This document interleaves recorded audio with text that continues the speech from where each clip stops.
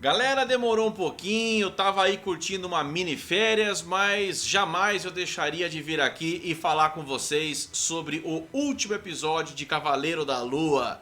E aí, assim como eu, você gostou demais da série? Será que faltou responder alguma coisa? Tá se conectando com o que dentro da Marvel, hein? É sobre isso que a gente vai falar hoje, vem comigo, é depois da vinheta.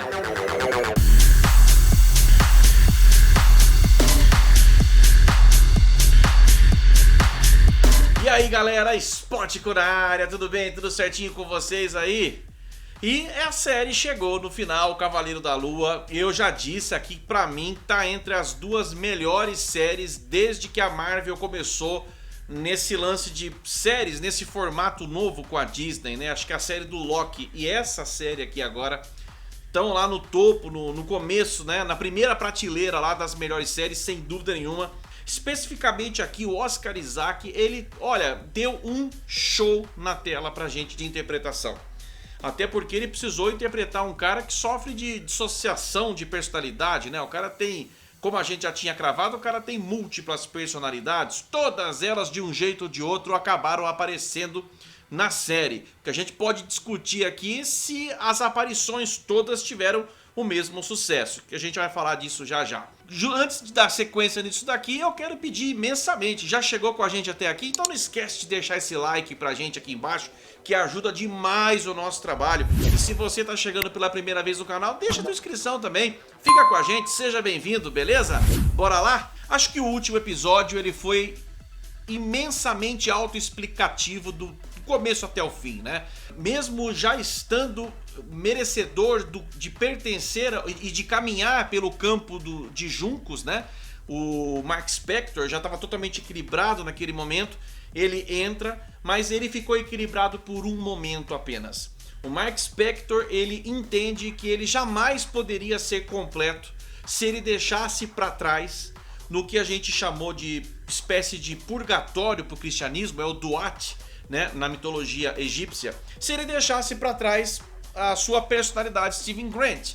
Como que ele poderia ser completo se ele deixaria para trás parte da sua essência, parte daquele que o ajudou a enfrentar os seus traumas desde a infância, como a gente já viu nos episódios anteriores. Então ele dá as costas para nossa deusa hipopótama Tueris, ele dá as costas pro paraíso e volta pro Duat, para resgatar ali a sua essência, porque naquele momento, por um momento ele passa equilibrado, mas quando ele se dá conta que ele está sozinho ali como Mark Spector, é como se ele entrasse em desequilíbrio de novo, e as almas desequilibradas não pertencem ao campo dos juncos, não pertencem ao paraíso, pertencem ao Duat, e ele volta pro Duat. E ele vai atrás do Steven Grant congelado e numa cena belíssima com o coração na mão, ele agarra a mão do Steven Grant quando ambos estão de mãos dadas com o coração no meio, sendo o elo de ligação um só coração ligando as duas personalidades.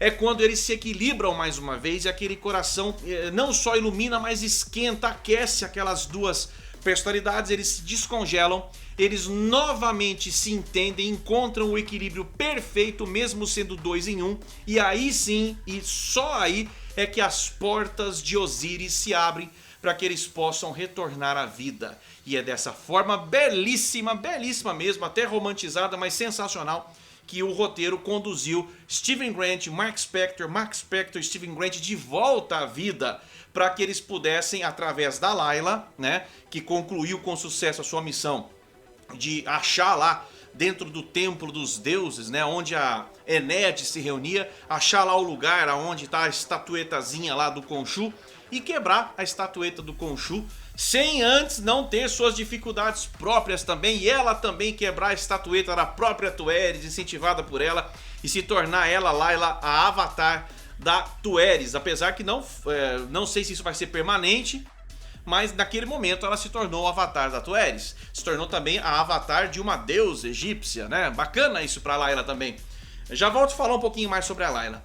Então ela também consegue libertar o Khonshu, que retoma então o seu avatar, e todo o episódio então parte para aquele desfecho que a gente esperava, que era uma disputa, um embate entre entidades.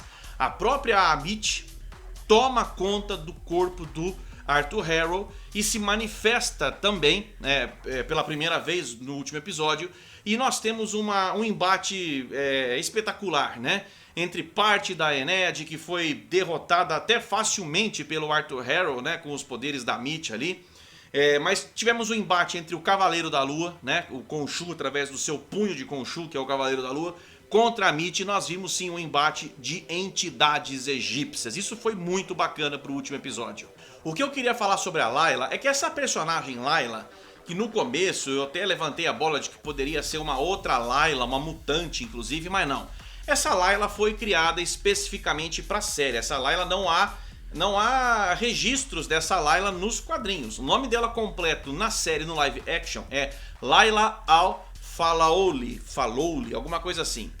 O que mais se aproxima dela nos quadrinhos é o nome de um explorador, né, chamado Al-Faul, que nos quadrinhos ele ele se torna o escaravelho escarlate, usando justamente aquele artefato, aquele escaravelho que serviu como bússola para Mitch. Aquele próprio escaravelho contém mais coisas dos quadrinhos, contém mais misticismo ainda, e esse explorador, esse arqueólogo, enfim, chamado Al-Faul, ele se torna o escaravelho escarlate com uma roupa muito próxima da roupa que a Layla apresentou na série. Então, será que a Layla vai ser a adaptação feminina do futuro escaravelho escarlate? Não sei. No momento agora é a Tueris que estava tomando conta do Avatar ali. Você vai ter uma passagem de bastão ali, não sei. Afinal de contas, quem que vai pilotar lá o barco, né, pelo Duat, se não for a Tueris? É interessante que quando ele volta novamente à vida, com o Khonshu lhe procurando,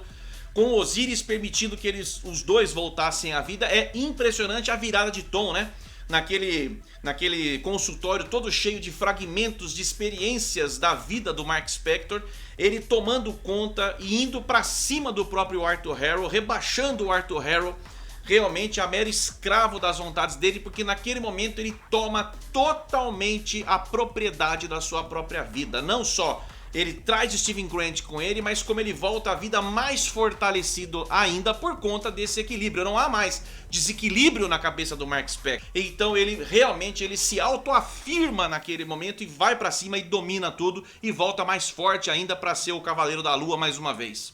No final do episódio, então, nós vimos que mais uma vez, assim como já tinha acontecido em episódios anteriores, alguém assume o controle e manda ver que arrebenta, e quando eles voltam a ser é só sangue e morte, e nenhum dos dois fez aquilo. Então tava mais do que na cara que tinha realmente uma terceira pessoa aí na jogada. E o único senão que eu dou aí nessa cena é que eu gostaria de ter visto Jake Lockley em ação. Como é que ele age, né? Como é que ele resolve a situação? Eu gostaria de ver essa cena, acho que faltou essa ação, né? Essa cena demonstrando ele em ação pra gente. Mas ele assume mesmo, e a confirmação disso vem depois nas cenas pós-créditos. Que eu confesso pra vocês que eu tava esperando duas cenas pós-crédito. Uma, pelo menos, fazendo com que Cavaleiro da Lua se ligasse com alguma coisa no CM, mas não. Até o presente momento não há uma ligação direta de Cavaleiro da Lua com absolutamente nada do CM. Isso me causou uma frustração enorme. Mas a cena pós-crédito já... a gente... E o tom da série, né? Sempre levando a gente. Eu tô vendo a realidade ou eu tô vendo uma ilusão?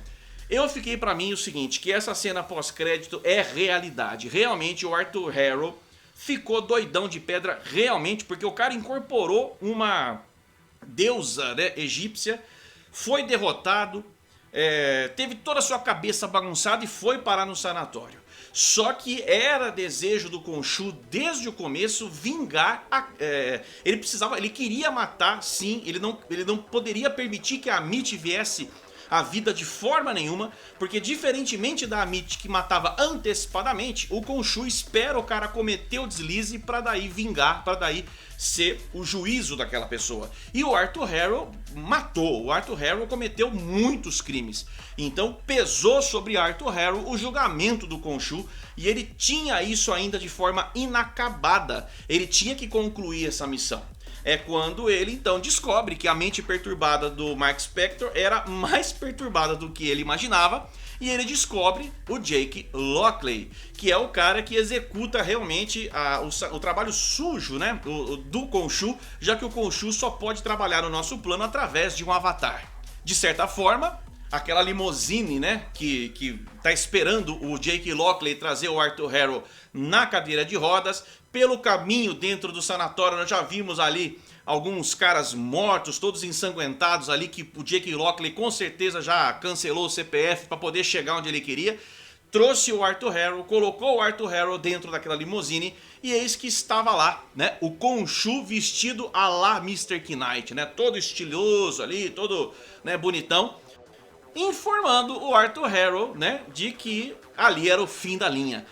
Até porque a questão entre Arthur Harrow e Amit não tinha ficado totalmente resolvida. Vai que esse cara aí, Amit, descobre algum jeito de voltar, incorpora de novo ele como avatar. Então, pra não ter problema, ele apresenta o Jake Lockley, que olha pro Arthur Harrow e diz que é fim da linha, é game over, e manda ali uns pipoco ali e acaba a história do Arthur Harrow. O Jake Lockley assumiu. Dessa forma, Khonshu, ele resolveu duas questões. Ele liberta Steven Grant e Mark Spector de serem os avatares do Cavaleiro da Lua e entrega essa responsabilidade para o Jake Lockley. Até porque aquela limusine onde eles estão, com a placa com as letras Spector, que formam a palavra Spector, né? Isso é uma referência direta aos quadrinhos, justamente nesse arco posterior, aonde o Mark Spector, ele talvez assuma uma empresa, né? Tenha algum dinheiro, tenha uma fortuna. E o Jake Lockley, então, ele não vai pilotar táxis, ele vai pilotar, acredito eu, na adaptação, a limusine da empresa do Spector, ou do próprio Mark Spector, que carrega ninguém mais, ninguém menos do que o próprio Khonshu em busca de vingança. Show de bola, eu gostei muito desse final porque é praticamente o início de uma nova história, né? Talvez com a adaptação dos Filhos da Meia-Noite. O que eu sei dizer é que a série, ela encheu demais os nossos olhos, eu gostei demais do que eu vi. Gostaria de ter visto mais, gostaria de ter visto isso que eu falei aqui agora, o Jake Lockley em ação realmente, mas eu acho que a Marvel quis deixar esse gostinho de quero mais. Eu acho que o Jake Lockley nós vamos ver sim numa sequência, num futuro, porque não é possível que os caras não vão voltar. Eu tenho certeza que os caras vão se reunir, o Kevin Feige não rasga nota de $100 e ele vai botar esses caras para trabalhar no futuro com certeza. Mas eu quero saber de você, você gostou dessa série? Põe aqui embaixo. Ficou faltando alguma coisa na tua opinião? Deixa aqui embaixo nos comentários que a gente vai ler um por um e responder um por um, compromisso assumido. E repito, se você chegou hoje aqui, seja muito bem-vindo, deixa aqui a tua inscrição pra gente, ajuda a crescer esse canal. Ativa o sininho, muito embora esse sininho dizem que não serve pra muita coisa, né? Por isso que a gente tem lá nossas redes sociais, lá no Instagram a gente avisa quando tem vídeo novo no canal também. E todo mundo junto, deixa o like, se você não deixou no começo, deixa agora que a gente te agradece muito, beleza? Até o próximo vídeo, muito obrigado pela audiência, Spótico na área!